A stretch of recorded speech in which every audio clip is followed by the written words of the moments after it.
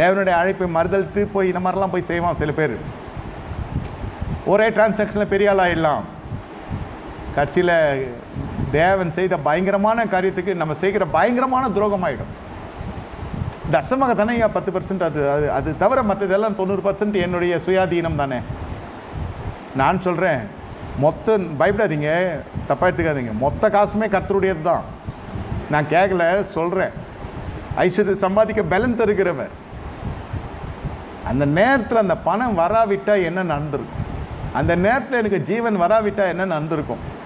அந்த நேரத்தில் நோய் குணமாவிட்டால் என்ன நடந்திருக்கும்? இது அணுதினமும் உறுத்தி கொண்டே இருக்கத்தான் நம்ம அந்த மின்சாரத்திலே இருப்போம். இந்த current will be with us between lord and us. அப்போ தேவ சமூகத்துக்கு முன்னாடி நீங்கள் உக்காந்துருப்பீங்க. திறக்குதோ திறக்கலையோ ஆலயத்தில் காத்திருப்பாங்க.